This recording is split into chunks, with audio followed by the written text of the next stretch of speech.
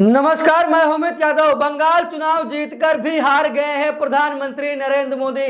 बहुत बड़ी खबर सामने आ रही है बंगाल से। दोस्तों, ममता बनर्जी की एक चाल ने प्रधानमंत्री नरेंद्र मोदी समेत भाजपा को पूरी तरीके से बिखेर कर रख दिया है। दोस्तों, ये कहा जा रहा है कि ममता बनर्जी अब मुख्यमंत्री पद से इस्तीफा नहीं देंगी, और जब मुख्यमंत्री पद से ममता बनर्जी इस्तीफा नहीं देंगी तो बंगाल में भाजपा की सरकार भी नहीं बनेगी, यानी कि भाजपा का कोई मुख्यमंत्री भी नहीं बनेगा। दोस्तों, एक हिसाब से देखा जाए तो ममता बनर्जी ने बीजेपी खेमे में हलचल पैदा कर दी है, जहां पर ममता बनर्जी ने साफ तौर पर कह दिया है कि हम चुनाव जीते हैं, हम चुनाव नहीं हारे हैं। जिस तरीके से चुनाव आयोग ने बेईमानी की, धांधली की, प्रधानमंत्री नरेंद्र मोदी ने जांच एजेंसियों का दुरुपयोग किया, ईडी सीबीआई हमारे पीछे लगा, यानी कि जो मोदी सरकार की संस्था थी वो चुनाव लड़ रही थी। यहां पर ममता बनर्जी ने कई सारे आरोप लगाए हैं और ममता बनर्जी ने मुख्यमंत्री पद से इस्तीफा देने से इनकार कर दिया है। ममता बनर्जी ने कहा है कि हम इस्तीफा क्यों दें, जब हम चुनाव हारे ही नहीं हैं तो हम मुख्यमंत्री पद से इस्तीफा क्यों दें। दोस्तों, बहुत बड़ी खबर सामने आ गई है। आज आप लोग देखेंगे पूरी तरीके से ममता बनर्जी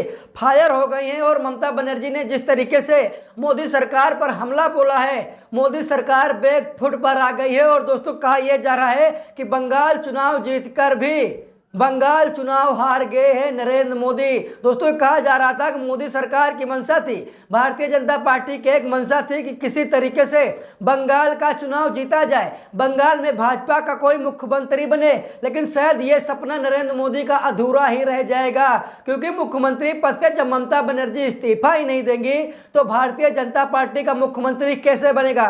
दोस्तों, आप लोगों को क्या लगता है? आप लोग कमेंट बॉक्स में राय जरूर दीजिएगा, क्योंकि ममता बनर्जी पूरी तरीके से फायर हो गई हैं। ममता बनर्जी ने कहा है कि 100 सीटों पर नरेंद्र मोदी ने धांधली करवाई है, नरेंद्र मोदी ने 100 सीटों पर लूट की है, हम चुनाव जीते हैं, हम चुनाव नहीं हारे हैं। जिस तरीके से चुनाव आयोग ने मोदी सरकार पर मेहरबानी दिखाई है, उसका नतीजा ये रहा कि भारतीय जनता पार्टी बंगाल में बहुमत के साथ आई। लेकिन कहीं ना कहीं ममता बनर्जी इस बात को स्वीकार नहीं कर रही हैं कि बंगाल में भाजपा जीती है। बंगाल में अगर कोई जीता है, ममता बनर्जी कह रही हैं, तो वो टीएमसी है, यानी टीएमसी की सरकार बननी चाहिए, ना कि भाजपा की सरकार बननी चाहिए।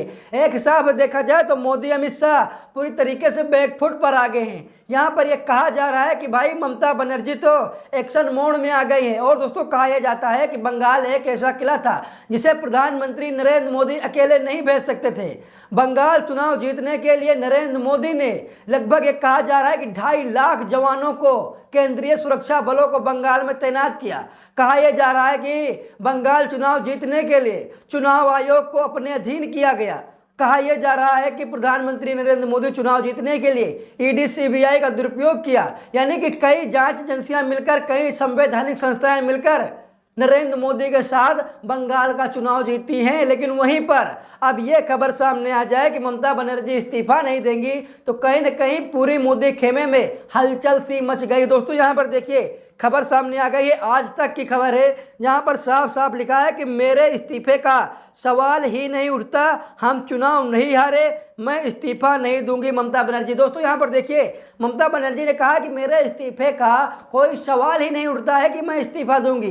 दोस्तों, जहां जैसे ही भाजपा चुनाव जीती बंगाल में, वैसे ही कहा जाने लगा कि भाई शुभेंदु अधिकारी को मुख्यमंत्री बनाया जाएगा। बंगाल में 5 नाम सामने निकल कर आए, जिसमें कहा गया कि यही 5 नाम भाजपा की तरफ से मुख्यमंत्री पद के दावेदार होंगे। लेकिन अब वहीं पर यह खबर सामने आ रही है कि ममता बनर्जी इस्तीफा ही नहीं देंगी। तो कहीं ना कहीं ये कहा जा रहा है कि बंगाल चुनाव जीतकर भी नरेंद्र मोदी चुनाव हार गए हैं। जब ममता बनर्जी मुख्यमंत्री पद से इस्तीफा ही नहीं देंगी तो फिर बंगाल में कैसे कहा जा सके कि भाजपा की सरकार बन गई है?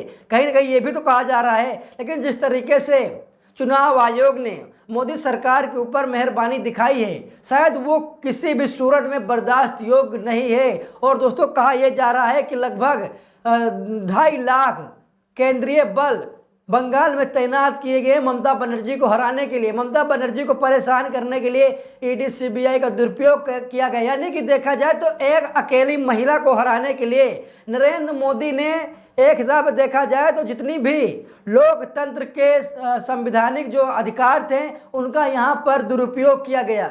जिस तरीके से प्रधानमंत्री नरेंद्र मोदी अमित शाह ने मिलकर जिस तरीके से बंगाल में खेला है वो कहीं ना कहीं एक हिसाब से देखा जाए तो लोकतंत्र की हत्या है। लेकिन यहाँ पर पूरी तरीके से सब कुछ खामोश है। और दोस्तों हमें लगता है कि सुप्रीम कोर्ट इस पर एक्शन लेना चाहिए, सुप्रीम कोर्ट को सामने आना चाहिए। सुप्रीम कोर्ट अगर खामोश बैठा रहेगा दोस्तों तो ऐसे ही लोकतंत्र की हत्या होती रहेगी। और कहीं ना कहीं फिर इसमें यह भी कहा जाएगा कि जब लोकतंत्र की हत्या हो रही थी तो सुप्रीम कोर्ट खामोश बैठा था।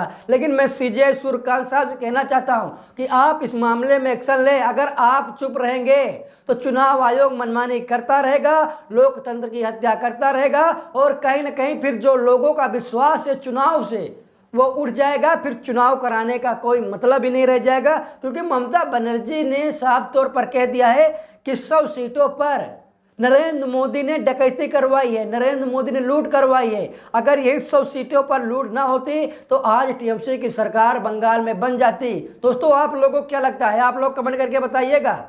जिस तरीके से ममता बनर्जी आरोप लगा रही हैं क्या वो सही है या फिर गलत है, आप लोग बताइए। मैं आप लोगों से पूछना चाहता हूं, क्योंकि ममता बनर्जी तो अब मुख्यमंत्री पद से इस्तीफा देने वाली है नहीं। ममता बनर्जी ने साफ तौर पर कह दिया कि हम बंगाल का चुनाव जीते हैं, हम चुनाव नहीं हारे। अगर आज सही से चुनाव हो जाए, अगर आज सही से चुनाव कर दिया जाए और चुनाव आयोग निष्पक्ष होकर चुनाव कराए तो आज बंगाल में फिर से टीएमसी की सरकार बन सकती है। लेकिन चुनाव आयोग कहीं ना कहीं मोदी सरकार की गुलामी कर रहा है, मोदी सरकार के अधीन होकर के चुनाव करा रहा है। तो दोस्तों ये भी कहा जा रहा है कि फिर से क्या चुनाव होंगे, ये भी सबसे बड़ा सवाल है। जब 100 सीटों पर धांधली पकड़ी गई है तो वहां पर फिर से चुनाव क्यों ना कराया जाए, ये भी सबसे बड़ा सवाल। दोस्तों यहाँ पर देखिए ममता बनर्जी ने साफ साफ कहा है कि मैं क्यों जाऊंगी, हम तो हारे नहीं, जो जाए मतलब जो जाए। अगर मैं जीत गई होती तो शपथ से पहले इस्तीफा देने जाती, लोक भवन जाने का कोई सवाल ही पैदा नहीं होता। दोस्तों यहाँ पर देखिए, यहाँ पर यह कहा जा रहा है कि ममता बनर्जी ने कहा हम तो चुनाव हारे ही नहीं, हमें चुनाव हराया गया है, हम चुनाव नहीं हारे हैं और हम लोक भवन क्यों जाएं। भाई हम अगर चुनाव जीत जाते तो हम इस्तीफा देने जाते, लेकिन हम चुनाव नहीं जीतते। मतलब अगर हम चुनाव जीत जाते, अगर ज्ञानेश कुमार सही से काम करते तो हम इस्तीफा दे देते, लेकिन हमें चुनाव हराया गया है और इसीलिए हम इस्तीफा देने लोक भवन नहीं जाएंगे। तो दोस्तों आप लोगों को क्या लगता है, आप लोग कमेंट करके बताइएगा। मैं आप लोगों से पूछना चाहता हूँ, क्या बंगाल में डकैती की गई है? क्या अगर मुख्यमंत्री पद से बंगाल में मुख्यमंत्री पद से इस्तीफा ममता बनर्जी नहीं देती हैं तो क्या बंगाल में भाजपा की सरकार नहीं बनेगी? सबसे बड़ा सवाल ये भी है। जब तक भाई मुख्यमंत्री इस्तीफा नहीं देगा तब तक नया मुख्यमंत्री कहाँ से शपथ लेगा, ये भी तो सबसे बड़ा सवाल है। अब ममता बनर्जी कहीं ना कहीं एकदम अडिग होकर खड़ी हो गई हैं। ममता बनर्जी लगातार ये कह रहे हैं कि हम इस्तीफा नहीं देंगे, कुछ भी हो जाए।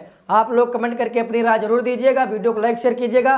मिलते हैं दूसरी वीडियो में, तब तक के लिए बहुत बहुत धन्यवाद।